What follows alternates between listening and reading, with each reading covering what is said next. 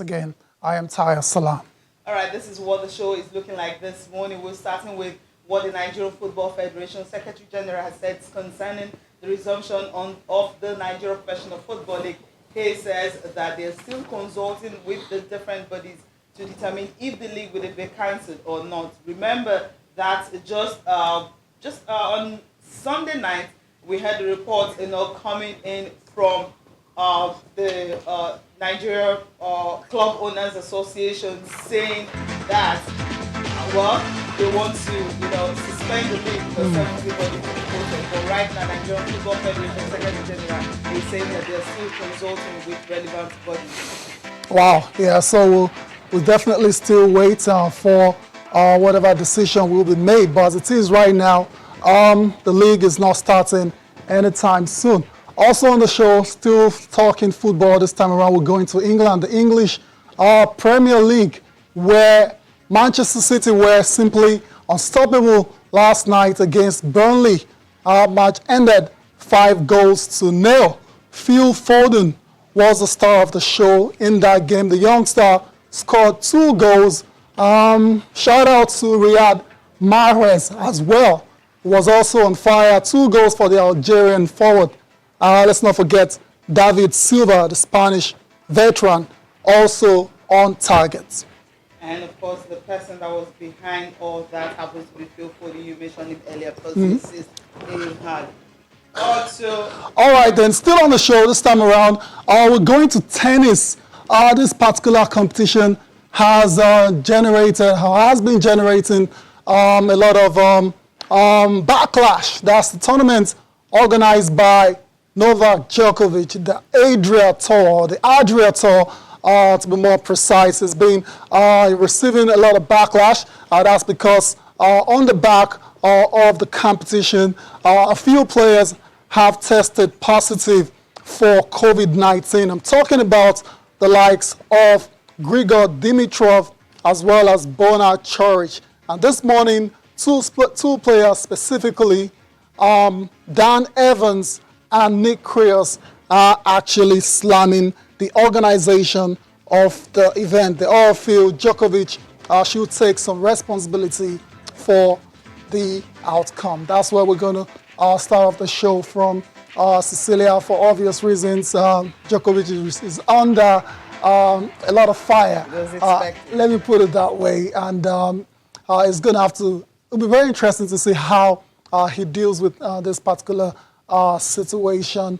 But the story coming out from that competition is that Bona Choric is the second player to test positive for COVID-19 after Grigor Dimitrov.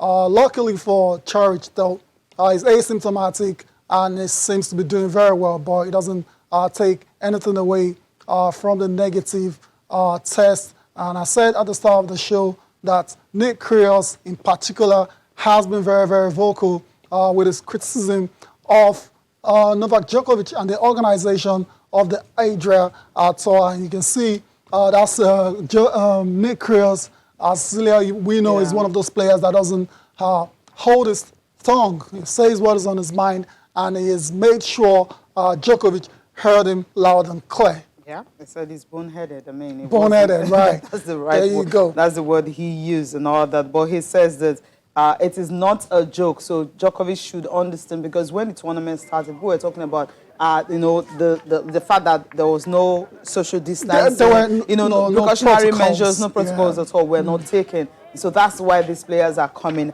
after him. And it's not just the two of them. Right now we have about close to 6 people, testing positive for the virus as a fallout of this tournament. The latest happened to be Victor Troicki. Troicki actually played in the first leg of the tournament and all. And of course, Troicki right now, he's not just the only one having the virus. The wife also, who is pregnant with their second child, is also, having the virus. So at the end of the day, it's just spreading. And of course, not just that, you also have the fitness coach of Novak Djokovic, Marco Panicki, also has got the virus. And Dimitrov's coach, Christian Groh, also tested positive for the virus. So that's why everyone was waiting for, results of Novak Djokovic. He says he has, by today, he should be able to, address everyone, the outcome of that result. But Alexander Zverev, Marin Cilic, these guys have posted that they all tested negative.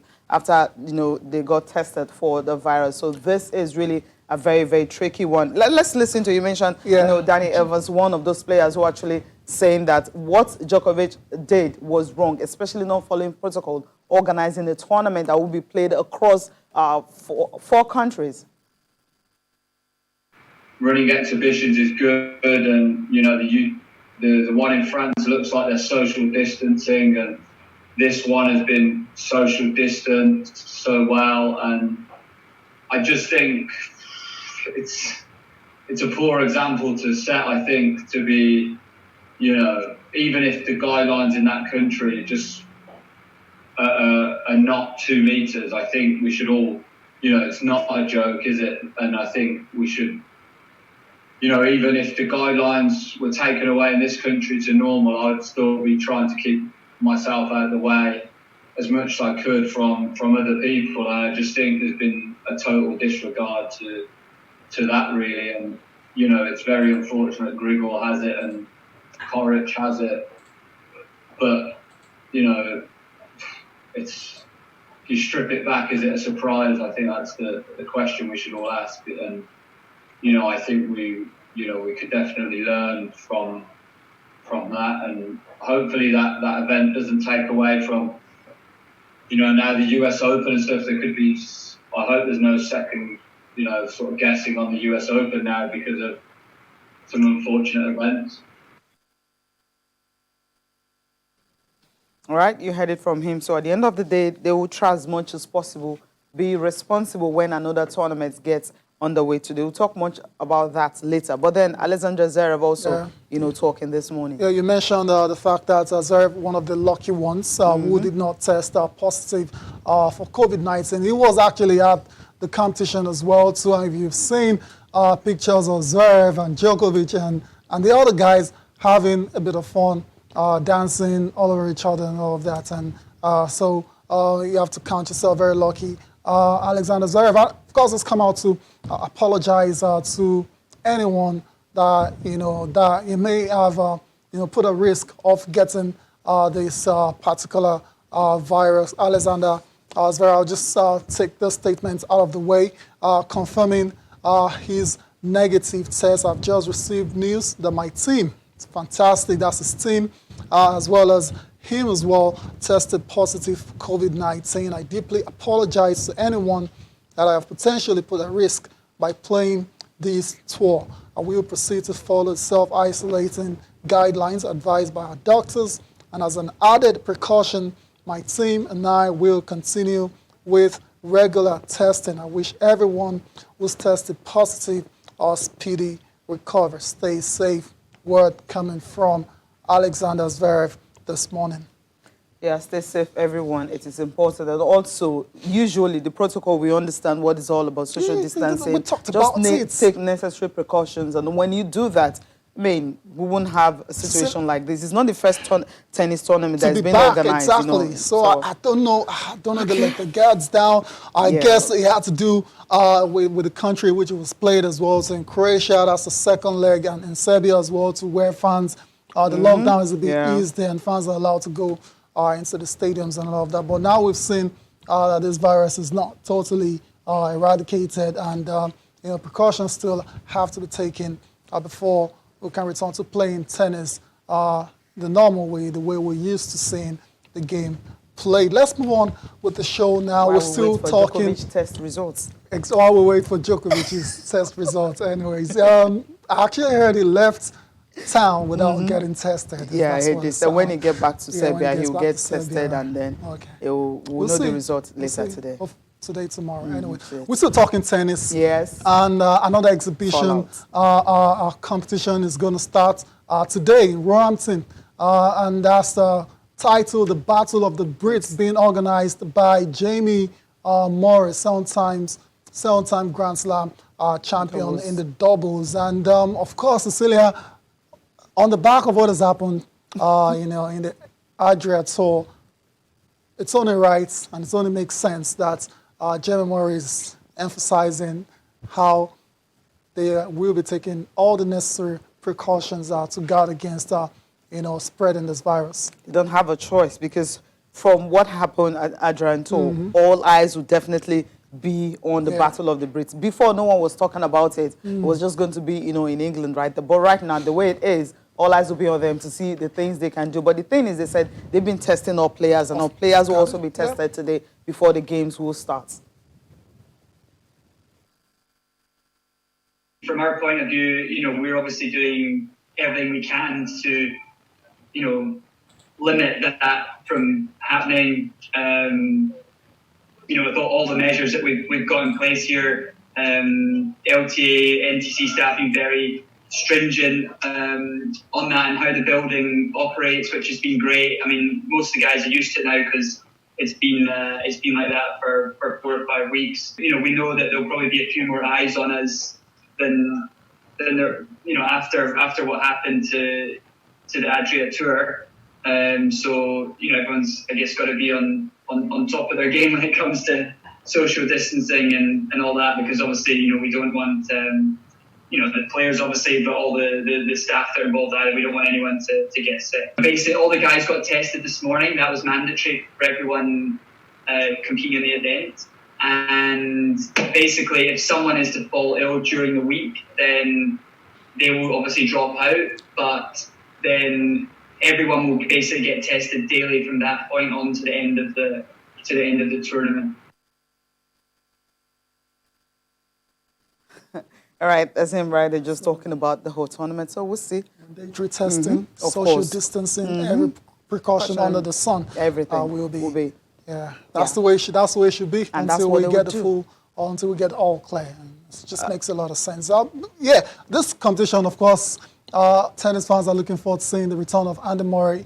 He hasn't played since November, Davis Cup finals in Madrid. So it's going to be making his comeback today in this competition. And there you go. That's the two groups for the Battle of the Brits. That's the singles competition. The team Hammond group has James Ward, Liam Brody, Andy Murray, and Carl Edmond. While in the Greg Rudetsky group, we have Jack Draper. I know that name sounds familiar. Tell me where. It was right here at the Lagos Open. My goodness, look I think at that. 2 seasons ago. Yeah, Wow. he was the one who won. It was 17. Yeah, it was you know, so he was young, and there so was a lot young. of You know, a lot of buzz around him and everything. yeah. Because it was his first time, winning. Yeah, just look at him now. It's good. I mean, legends of the game in England. Jack Draper will be watching out for him. Definitely. There's also Jay Clark, Cameron Norrie, and of course Dan Evans. So that's what it's looking like. But they said all the precautions will be taken. We'll see how this will go, because we saw Adrian Tour on TV and we didn't really like what we saw because of precautions were not made. But then we'll see what's going to happen in this one. If they can follow what they've said, they will follow suit and all. Constant testing and also social distancing and all that. Maybe instead of the handshake, the racket shakes and all. So that's what we saw in Czech the last time, you know, when a tournament was organized there.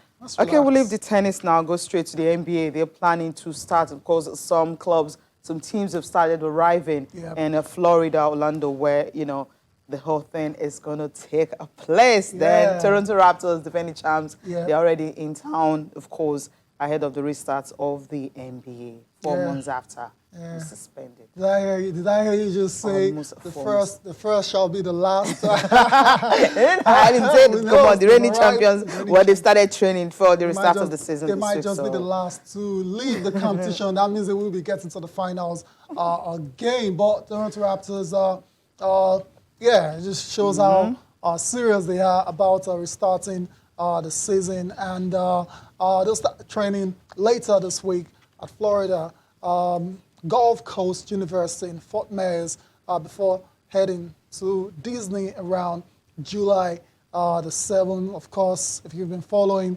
Toronto's arrival comes as Florida is dealing with significant spike in positive coronavirus test results over the past week.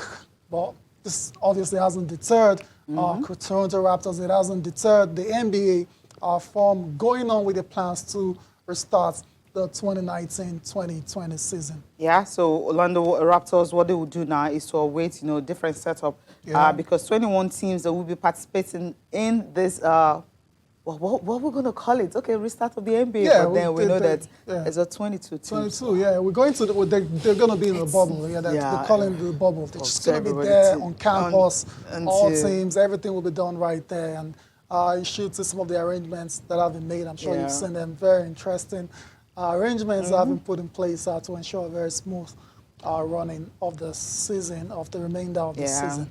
Let's just put it that way. So protocol, no group workouts for now, so they just have to different phases and all that before they can start. July is just around the corner. Yeah, we can't wait for it to start. All right. Let's leave the NBA and talk about Nigeria Professional Football League. Fine, we know sports around the globe are trying to restart and all, and of course, the news we talked about yesterday was the fact that the 20 clubs met and 2 abstained from voting. And one says, look, we have to do the Super 6 playoffs and go ahead as Rangers. Then you have 17 of those clubs saying, look, let's just end it. And, of course, we have the points per game, go that route. At the end of the day, after using the points per games, those top 3 will go to the continent. That's the CAF Champions League and, of course, the CAF Confederations Cup. But at the end of the day, after that, well, we're thinking, okay, maybe the club's owners have decided, look, this is what we want because you have 17 out of 20 going in one direction. Then the news came from the Nigerian Football Federation, the Secretary General precisely, saying that they're still in consultation to see what they can do with the league. And the questions on everyone's lips is that, okay, if the club owners are saying, look, we don't want to continue with the season, this is the recommendation we're going to make to the LMC and, of course, onwards to the Nigeria Football Federation. So what's happening right here? We'll be speaking with the Secretary General this morning to really find out, the whole situation. It's like they're saying, look, you club owners, you're on your own. You guys are on your own. And so if you're saying that, it simply means there's so much more to expect from the fallout of that meeting. Yeah, absolutely, Cecilia. I mean, the deal is for anything to go ahead, it has to be rubber stamped. It has to be ratified by the LMC, and which they haven't done. Of course, the club owners have decided to end the season. 17 of them, like I said, 2 abstaining from voting. Lobby Stars and Aqua United, Cecilia, while Rangers, decided to vote, to go and do the playoffs, Super 6. And so, but the bottom line is, we don't know where we're going yet. The decision hasn't been made. All right. Okay, decision hasn't been made. That's according to the NFF Secretary General, Dr. Mohammed Sanusi, and he will be talking to us this morning. And this is, the tweet that came at night, when it says the Nigerian Football Federation, Nigerian Football Federation has declared that wide consultation is still ongoing as to the format and pattern of foreclosing the 2019-2020 football season, including that of the Nigeria Professional Football League, NPFL, and went further to say that reacting to widespread reports that a vast majority of club owners in the Nigerian Professional Football League had voted to end the season, and therefore the points per game principle would be adopted to determine Nigeria's flag bearers in next year's continental club competitions. NFF Secretary General Dr. Mohammed Sanusi said that everyone should wait until after the ongoing consultations. Bottom line, the wait continues. No decision made yet on the potential restart of the Nigerian Professional Football League. We need to go on a break now. We'll come back. We'll be trying to link up with the General Secretary of the NFF to give us, more on the situation as the Secretary General of the NFF will join us again.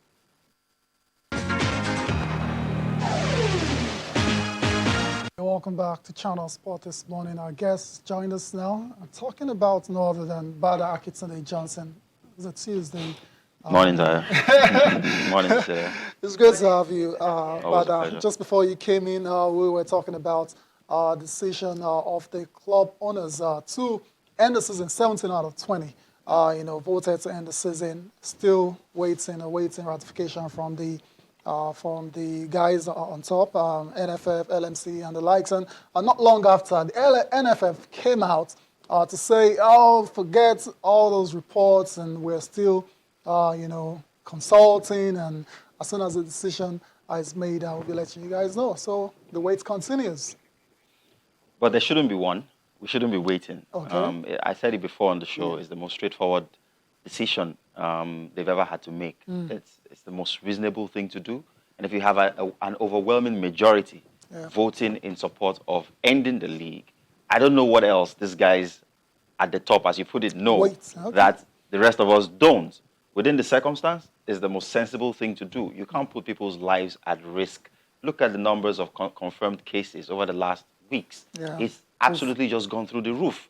Now we're at 20,000 plus. And hospitals are getting overwhelmed. There is no vaccine in sight. And you want to use football, especially local football, as an excuse to put God knows how many thousands of people at risk. It just doesn't make sense. So maybe there are certain, yes, they may go with that particular position. Maybe there are just some additional pieces that they would like to add on. I imagine. Yeah, maybe I mean, these are just like official stuff that they need to go through before ratifying the decision of the club owners. Okay, we don't have to bother our head so much about that because we'll have the Secretary General that will be throwing more light on this, telling us, the reason why they're not really accepting what the club owners have done. If we have him right now. Good morning, Secretary General. It's good to have you join us on the program.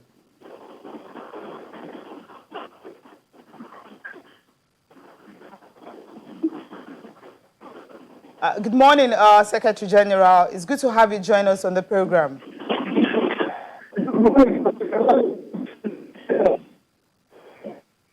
Okay, I think we can barely hear you this morning because the question we're going to ask is just a fallout of what the club owners, arrived at. And of course, a tweet from the NFF handle saying that consultation is still ongoing. And maybe this might just be a fallout of earlier in the day. We have the sports minister also tweeting on his official Twitter handle saying that this afternoon the Ministry of Youth and Sport held a virtual meeting with the leadership of the Nigerian Football Federation over the NPFL 2019-2020 season and other pertinent matters. A final decision will be reached shortly in the interest of all stakeholders of football development and health and safety.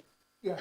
Okay, so that's just the bottom line. I don't want to spend too much time on this again until perhaps we can, link up with the General Secretary and Bada. What seems to be the bone of contention with this, decision that was made by clubs like Lobby is that the points per game model that they decided to run with doesn't favor them, and that's why they abstained from voting. They're saying it's illegal and they're not going to accept it, and I don't know where we go from there now. I mean, where we go from there is quite obvious. In a democratic system where a particular thing is put to vote, the majority determines what happens. The guys in the minority would not like it. It's just the nature of democracy. They wouldn't like it, especially if it doesn't favor them. They wouldn't like it, but they would have to accept it. And that's it. Because in this instance, we're not deliberating over something commercial. We're not deliberating over something infrastructural. We're discussing lives here. We're discussing something that has ramification for human lives. And so whether or not, it favors Lobby or anyone else is immaterial. The clubs have taken a decision, and it is expected that everyone would, whether they like it or not, accept decision. It, especially when it's quite overwhelming in the vote. So especially Lobby stars, as you mentioned, they had to, recall when they, it's a whole lot. Maybe when we can get it through to. Okay, I think Secretary General is ready to talk to us now. Good morning, Secretary General, once again. It's good to have you join us on the program. Good morning. Okay, thank you for joining us. Now, the question is, following the meeting with from the Club Owners Association of Nigeria, that 17 out of 20 clubs voted that they want to end the season using the points per game principle to determine those that will represent Nigeria on the continent. Then we saw the tweet from the official handle of the Nigerian Football Federation. And of course, you were quoted there saying that there's still wide consultation going on. What's this all about? Can you enlighten us on what it's all about? Well, I just want to tell you that we realize the power of the clubs as far as decision on what to do about the league is concerned. What the Nigeria Football Federation is trying to do is to have a very wide consultation, and of course, as far as the Premier League is concerned, is to consult the league management and the clubs to decide on the best option they want to adopt. It is not that there is any conflict between the decision of the club owners and the Nigeria Football Federation. What other stakeholders will NFF want to engage outside the club owners who have said, look, this is what we want? I said central to this is the club owners. I said central to this consultation is with the club owners via the league management company. And so the Nigeria Football Federation is asking the league management company and the club owners for a decision. That is just what we are talking about. It is not that Nigeria Football Federation is trying to enforce anything on the club owners. No. Oh, okay, Sec-Gen. So what time are we looking at in terms of time frame? Because this is ending of June already. I mean, it's going to be July. Please speak loud. Am I hearing you? Please speak loud. What time frame are we looking at, in terms of the final decision on whether the NPFL as well as the other leagues will restart or not? The decision is squarely rests on the clubs themselves via the league management company. And I think it is going to be very soon, because the consultation is going to be between the league management company and the clubs and the Nigeria Football Federation. Okay, do we have a time frame when they will meet? Very soon. Okay, that's what we really want to hear. Was it a fallout of the meeting with the sports ministry also? It is likely to be tomorrow or next tomorrow.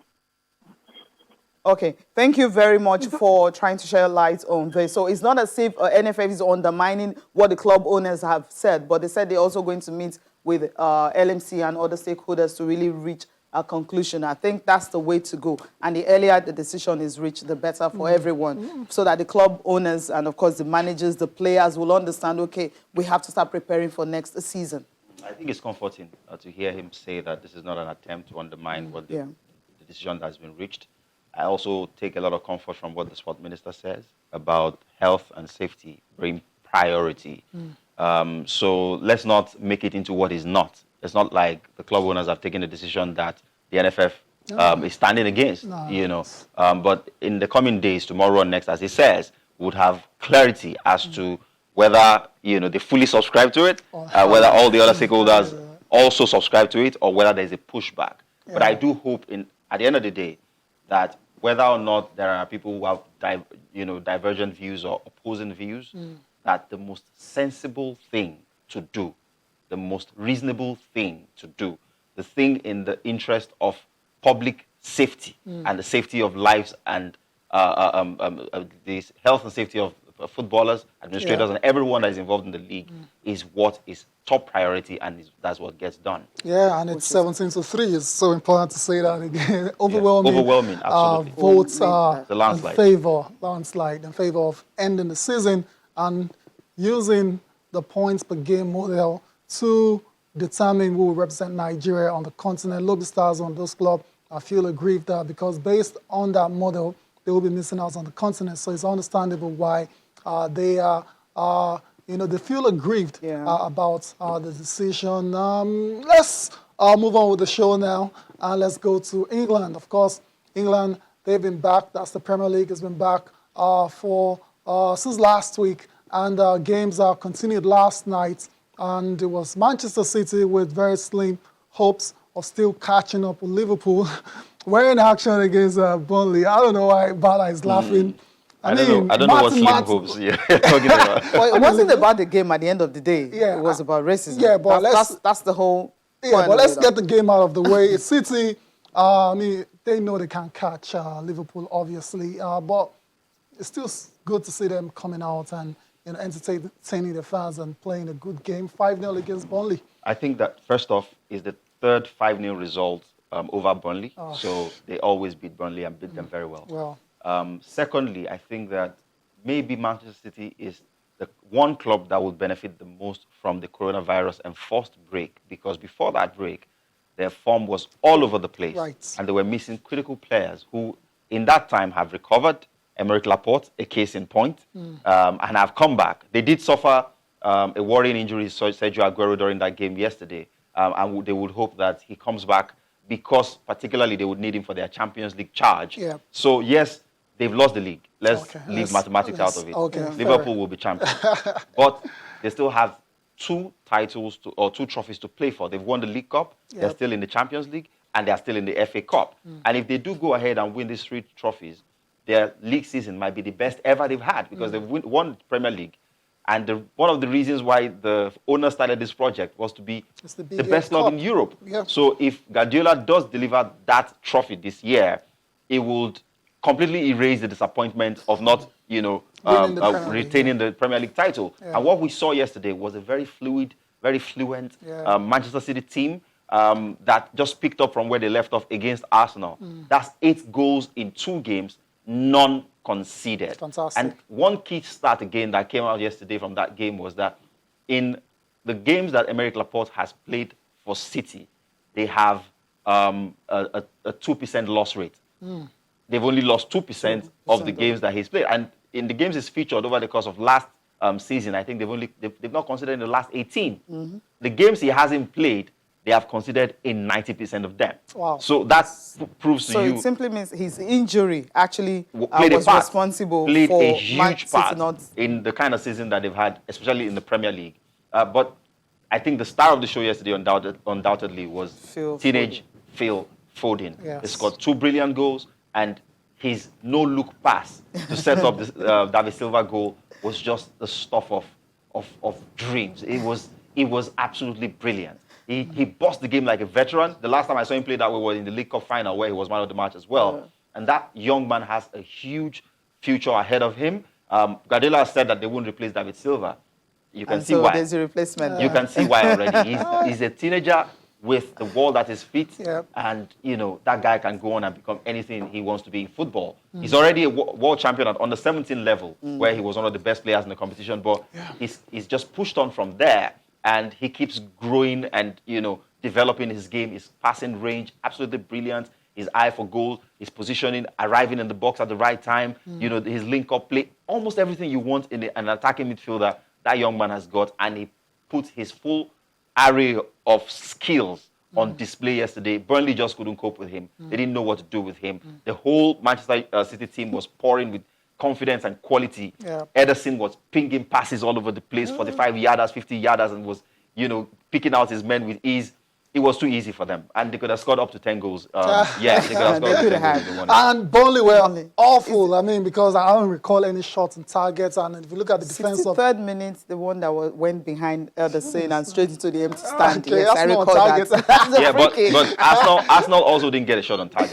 And that's what happens when Man City are in full flow. They deny you access to the ball, and when you get it, they pressure you to give it away very quickly. So when you play that way, or when they play that way, they limit the opposition to little or no chances. I just feel the defense, Cancelo, Otamendi, Fernandinho, Zinchenko, it's not the greatest in the world. Yeah, it changed 8 of the players who started the game against Arsenal, but the quality remains the same. But if you check Burnley, for instance, I mean, they were without their first team strikers and all that, their front two, injury. And of course, you have other players who are on the verge of, leaving the club and all that because of the loan deals and everything. In the last 2-5-0 results. So let's time. So let's get reaction.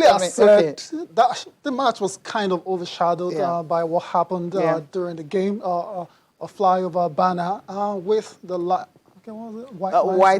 Burnley White Lives Matter. You can see pictures from that. I mean, that's what was flying. Why over the Black stadium? Lives there you Matter, go. There, and as soon as this was happened, we all like, what's going on here? And Burnley were very quick to react and condemn this particular situation. The incident, of course, shortly after kickoff, that was yesterday night. It's not yet known who flew the plane or who commissioned the banner, but one thing is certain, Burnley are working to find the perpetrators of this very condemnable action.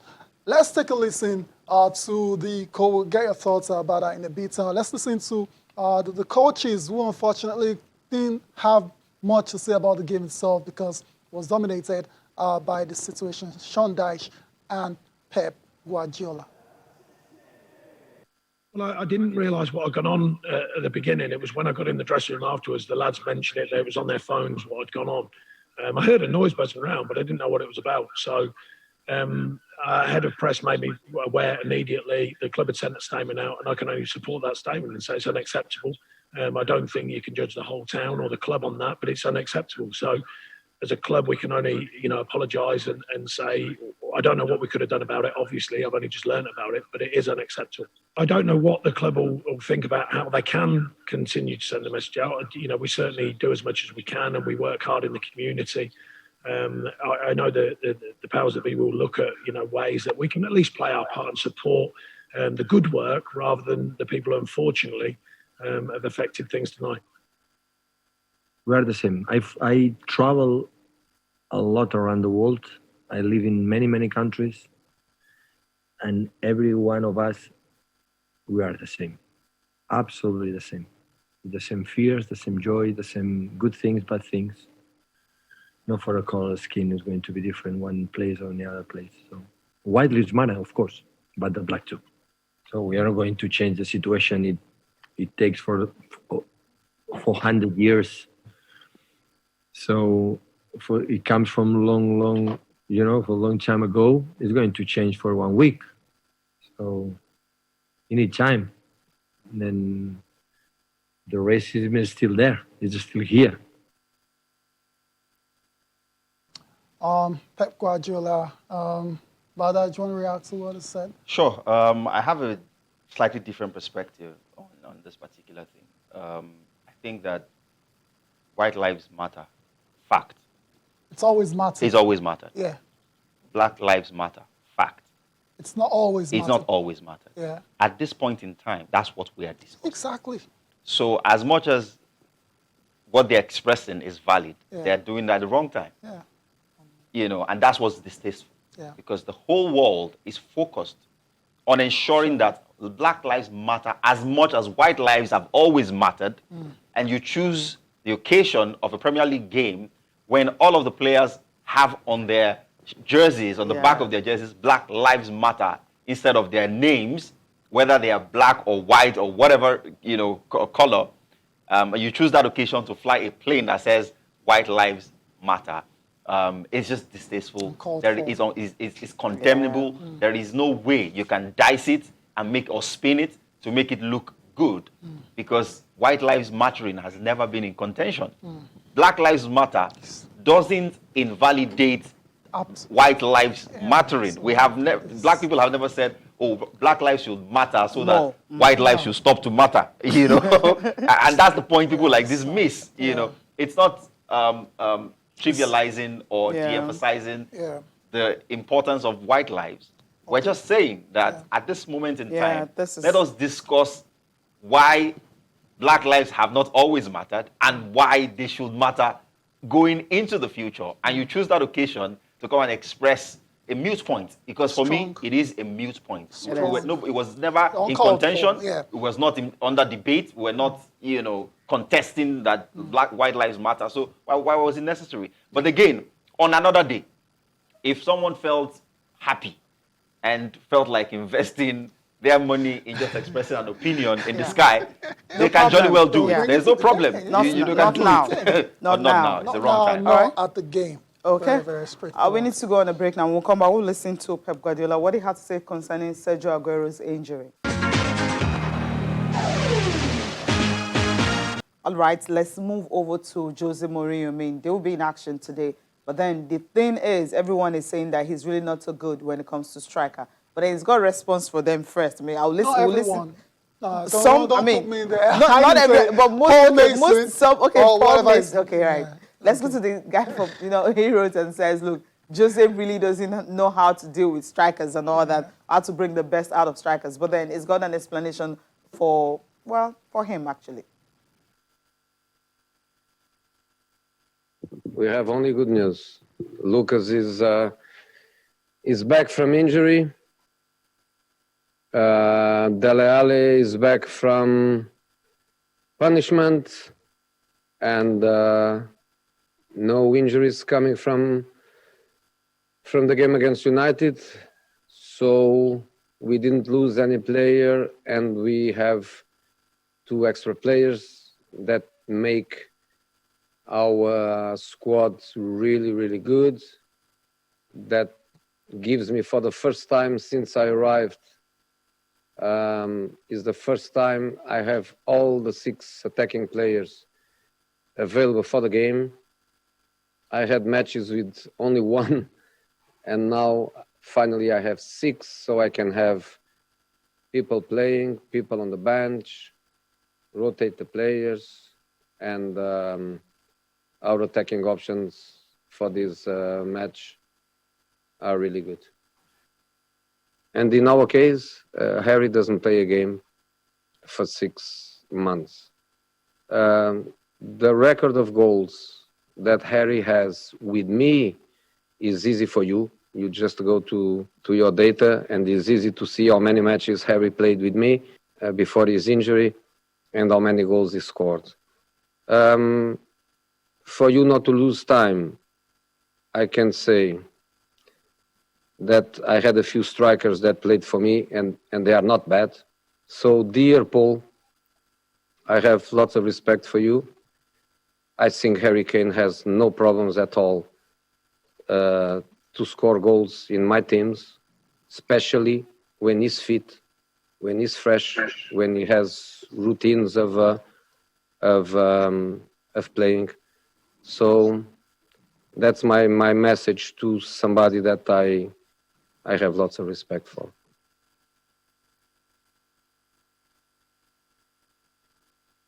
While he was actually talking, a lot of discussions was going on. But before he talked about Harry Kane, he mentioned the fact that he's got good news because all his strikers are back, so he doesn't have anything to worry about. But that's not the discussion. But the discussion right here, I mean, Tayo, I'm not sure, we have a guest who's going to talk about that. Not you now. Paul Mason actually suggested that the England striker, they've don't flourish under him and all that. And he mentioned Harry Kane scoring 7. So you can come to us with... That's a fact. You can come to us with Did you listen stats. to the names he mentioned? I'm aware of all of those. I'm aware of all of those. And, you know, you can bring stats, as they say, you know. Stats are like mini skirts. You know, they can show a lot, but reveal the most important things. That's you know, that's a fact. The most important thing is that when he was at Real Madrid, and he alludes to Ronaldo scored goals to Ronaldo, yeah, Benzema, and they scored a record number of goals winning the league. Yes. The system was such that if you played counter-attacking football against Leganes and all of those things, you will score a lot of goals. Okay. But if you remember, Real Madrid fans didn't like the fact that they were not bossing games, that they were not on the front foot, that they were not playing free-flowing attacking football. So what is most important is that they win trophies. Okay. Or how you win trophies is also very important. Yeah. So is it a fact that, so the question to ask is it a fact that Real Madrid fans had a problem with his playing style? The answer is yes. Okay. Yeah, that's not now, it depends on who you ask. Good. No. Yeah. Real Madrid fans, they had issues with him. I know Real Madrid fans that's a that fact. The majority of the core Real Madrid fans, I'm not talking about Real Madrid fans in Nigeria, I'm talking about the guys in Spain that who pay buy money match tickets to go. They had an issue with his playing style. No.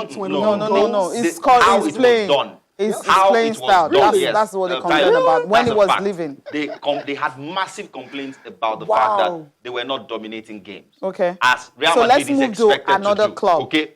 But the question is not that his strikers don't score goals. It is that if you looked at Rashford, if you looked at Martial, if you looked at the number of strikers who played for him while at Manchester United, for instance, well, why they United complained. Wait, I'm going to go to them. They complained about his staff style as well. Good. Even I can't remember who was saying it, that Rashford confided in him. I think he's a former Manchester United player. That Rashford confided in him that he was so frustrated he considered leaving, but he knew that he could never leave Manchester United because that's his boyhood club. Okay. Now that's let's pack Rashford. Manchester United. Yeah. But United was sitting at what was it, 40 goals or something incredulous in his first season in the league. But we didn't have a prolific striker at United. We know that. But the style was also in contention. When Zlatan was at United, we know how many returns he had. Under Jose Mourinho. But even under Mourinho, Zlatan flourished 20-something goals at 35. Absolutely. So strikers like that Okay. would score goals regardless. So what is this? Regardless. Will score goals regardless. Even Hurricane that he's talking about, he's not saying Hurricane won't score goals. Hurricane has been out So- injured for a very exactly. So what he's saying is that So, his but style in conclusion- doesn't exactly support Tayo, we'll attacking football. conclude. Wait, just- in conclusion, Bada. Hold on a second. Tayo, no. Hold on- In hold on conclusion, a Bada, second. Tayo, you're not Before saying Bada anything concludes, again. Hold on a second, Yeah, Bada. yeah. Just put it out there. So Paul Mason has come out after a Hurricane struggled against Yeah. United in scoring. Go on and says our strikers don't flourish under Jose, and Hurricane will struggle. This same Hurricane scored 7 goals in 10 before the injury. That makes Where my is point, the- doesn't it? What's the point? It makes my point. What's the point? So strikers regardless will score So goals. how is that struggling? But he's 7 saying in that 10. the style that he plays. said Remember, his I said style. Real Madrid. They strikers, yeah. But they scored over 100 goals. 7 in 10 is not a struggle. That's the point. How can you say 7 You in guys 10 will is take a this struggle? argument out of the studio. Come You on, continue. guys. I'll record it and post it. The question I All should right. ask before we close let's on go to that the is, papers. does Jose Mourinho set up to play Okay. attacking football? Not in all cases. Not All in right. all cases. That's it. Fantastic answer. Papers Can't right be in now. all cases. Complete Sports, that's where I'm starting from quickly. I just have 2 minutes to leave this studio before Business Money will come here. Now, Complete Sport, that's where I'm starting from. Indeed, keen to maintain unbeaten run. That's Leicester and Brighton will be in action, later today and all that. So, Mambo NFF should fire Raw if whatever this one is saying is also here. Guardiola, Liverpool won't have it so easy next season. You said Laporte is back, so maybe that's the reason he's saying this one. Bayern prepare improved bid for Leroy Sané. This He's guy gone. is gone. He's leaving. Chukwueze goes 17 games without a goal. Yeah, your guy. Why they That counting baffles it me. for Why this do guy? people make it out to So be he like, need- yeah, okay. he should be scoring goals Yeah. at plenty? Yes, he should score goals, but Okay. you can't say he goes 17 games like he's a striker. I've seen games he's played since the restart. He's looked really good. Yeah. He's created, Okay. he's laid on assists. Okay. All right. Okay. We have to leave the studio right now. Thank you so much, Bada, for coming Always on a the pleasure. program. Appreciate your time, brother. We'll continue our debate You will outside. continue the debate outside. I want to listen. Thank you so much for watching. I'm Cecilia Omogbe. Have a great day. I am Tayo Sola. Enjoy the rest of your day.